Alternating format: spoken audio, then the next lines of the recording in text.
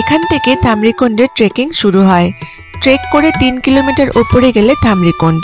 রাস্তা খুবই চড়াই উতরাই, তারপর বৃষ্টিতে ভেজা। খুব সাবধানে উঠছিলাম। আজ আমি জীবনে প্রথম ট্রেকিং করছি, তাও প্রায় একাই। এত সুন্দর বন্য প্রকৃতি, বাঁদিকে মেঘের ফাঁকে ফাঁকে আংশিক দৃশ্যমান পর্বতমালা, কোথাও একটু রোদ, কোথাও বা একদম ছায়া ঘন। ঝিঝি পোকার অবিরাম ডাক শোনা যাচ্ছিল, সাথে প্রচুর পাখির কলতান, ফ্রেশ এয়ার, গাছের ফাঁকে ফাঁকে সূর্যদেবের উকিঝুঁকি।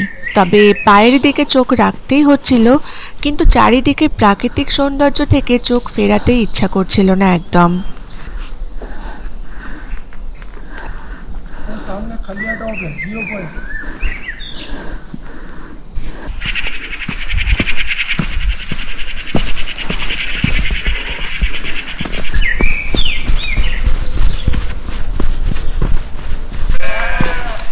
দূর থেকে এই ভেড়াগুলোর তারস্বরে চিৎকার শুনে আমি একটু ভয়ই পেয়েছিলাম। তারপর সামনে এসে দেখি এনারা এমনি এমনি চিৎকার করে ফাটাচ্ছেন।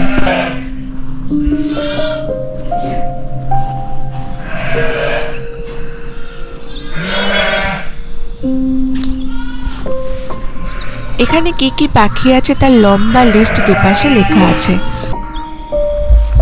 অবশেষে পৌঁছে গেলাম থামরিকুণ্ড।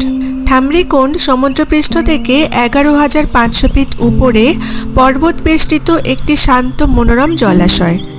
স্থানীয় লোকেদের কাছে এই কুণ্ডটি অত্যন্ত পবিত্র স্থান, যেখানে বহু শতাব্দী ধরে অসংখ্য ঋষি ও তপস্বী ধ্যান করেছেন। সামনের পিকটা দেখুন, কি অসাধারণ।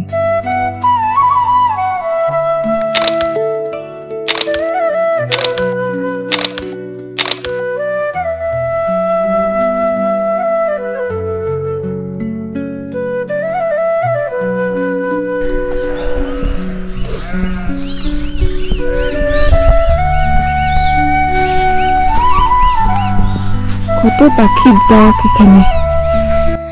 এখানে মেঘগুলো কেমন উড়ে যাচ্ছে দেখুন। পাহাড়ি আদিম জঙ্গল, পর্বতের শৃঙ্গ, ঝকঝকে নীলাকাশ, চলমান মেঘ, সব মিলিয়ে যেন একটা মাদকতা তৈরি হয়। এর মধ্যে বুঁদ হয়ে থাকতে ইচ্ছে করে ঘন্টার পর ঘন্টা, কিন্তু ফেরার পথ তো ধরতেই হবে। অনেকক্ষণ সময় অলরেডি পেরিয়ে গেছে। মা ও অনিরুদ্ধ নিচে অপেক্ষা করছে। অবশেষে আমরা পৌঁছে গেলাম যেখান থেকে আমরা যাত্রা শুরু করেছিলাম। দারুণ অভিজ্ঞতা হলো জীবনে প্রথমবার ট্রেকিং করার। মন ভীষণ প্রফুল্ল হয়ে গেল আমার। ইনিও খুব খুশি দেখুন। তাহলে থামরিকুণ্ড ঘুরে আসলাম।